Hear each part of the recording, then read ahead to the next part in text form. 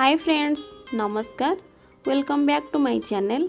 रजरे आपण मानकु समस्त को हार्दिक शुभेच्छा और शुभकामना। आज आम देखा रजर स्पेशल आमर ये पोड़पिठा, चाउल पोड़पिठा।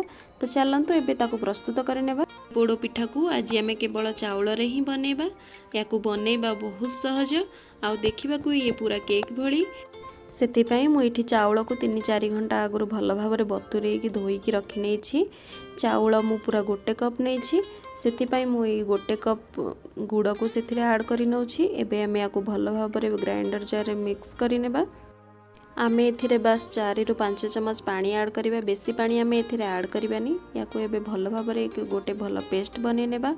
आपण माने एठी देखंतु मोर भल भाव एठी पेस्ट बनी की रेडी हो जाइछि।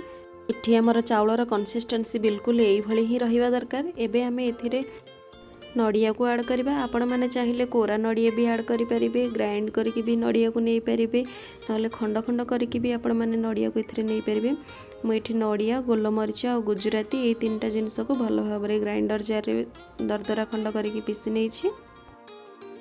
चाउल बैटर नड़िया को ऐड कर सारिया पर मु एबे याको भल भाव मिक्स करि नेउछि। एबे आमे एथिरे अल्प गोटे पिंच खंडे लुण पकेबा। आधा चमच आम एथिरे खाइबा सोडा को पकई नबा। लुण पकेले आमर पिठा टिके अधिक मीठा बोली जना पड़ी थाए। आपण मानकु जदि अधिक मीठा पसंद ताले आपण माने एथिरे चीनी ऐड करि परिबे, नले अधिक गुड़ भी ऐड करि परिबे। एबे मु एथिरे गोटे चमच गुआ घी को ऐड करि नेउछि। जदि आपण माने नुआ की पोड़ पिठा आरंभ करथे ताले गुआ घी टिके पकई नियंतु। आपणकर पिठा बिल्कुल भी तले लागिबनी। आपण मानकु जदि घी पसंद हुए ताले आपण माने एथिरे तेल को भी ऐड करि परिबे। 2 चमच आपण माने तेल ऐड करि परिबे, रिफाइन तेल। एबे आमे ई बैटर को 20 मिनिट पई रेस्ट हवा पई छाडी देबा। तापरे मु आपण मानकु देखौछि। एबे मु गोटे प्रेशर कुकर नै जाइछि। ता ऊपर मु टिके घी को भी ग्रीस करि नेउछि। ता ऊपर मु एंती कदली पत्र रखी दउछि। आपण माने चाहिए एथिरे बटर पेपर रखि परिबे, नहले आमे माने एथिरे खाली साधा धला पेपर भी रखि परिबा। कदली पत्र रे पिठा पोड़िले टिके भल बास्ना आसी थाए, तेणु मु एथिरे कदली पत्र ही नेछि। एबे एमे कदली पत्र ऊपर भी टिके घी को ग्रीस करनेबा। आपण माने एथिरे चाहिए तेल को भी ग्रीस करि परिबे। आपण आपणको बैटर अनुसार सेमिति कदली पत्र पूरा जेतिकी पर्यंत आपणको बैटर रहिबा से पर्यंत आमे एथिरे कदली पत्र देकी बैटर को एमिति ऐड करिनेबा। चाहिए आपण माने आपणको मन पसंद अनुसार ड्राई फ्रूट्स भी एथिरे ऐड करि परिबे।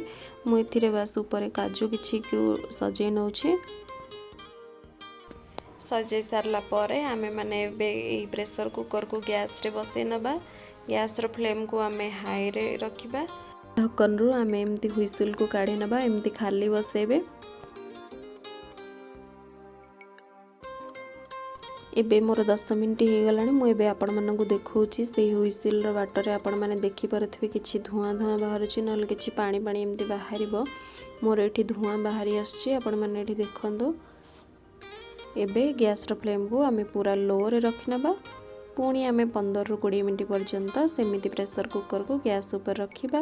टोटाल आधा घंटा परे आपण माने देखि परिबे केक हमर केमिति बनिक रेडी हो जाइछि। या बिल्कुल भी हाथ रे लागुनी और पूरा सॉफ्ट हो जाइछि। मु एबे आपण मानकु गोटे छुरी पसै की देखौछि। छुरी रे भी हमर किछि भी लागुनी, तेणु हमर पोड़ पिठा एकदम बनिक रेडी हो गला। आपण माने याको ठंडा करिवा पई छाडी देबे, तापरे याको काढिबे। गोटे जिनस आपण माने देखंतु काजू हमर बिल्कुल भी भितर को दबिनी, सेमती ऊपर को भल भाव फुली की उठिकी आसी। मोर एबे पिठा ठंडा हो गलानी। मु एबे आपण मानकु काढी की देखौछि एटा केमिति बनिछि। देखंतु केते आराम से हमर पिठा ऊपर को उठी आछि।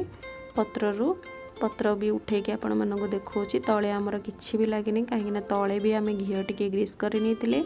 एबे आमे पोड़ पिठारू भी आमे पत्र काढ़ी नबा तल पाखरु। मु आपण मानकु देखौछि केमिति पोड़ीछि एटा। आपण माने देखंतु बेसी भी पोड़ीनी, भल भाव रे हमर पोड़ पिठा बनिक रेडी हो जाइछि। आपण माने रजरे मोर ए रेसिपीटी निश्चय ट्राई करंतु। देखिबे आपणको परिवार समस्त को बहुत भल पसंद आसीबो। बे देखंतु हमर पिठा पूरा एकदम भल भाव रे रेडी हो जाइछि। केते भल भाव रे फुली भी जाइछि, केते भल सॉफ्ट भी हो जाइछि।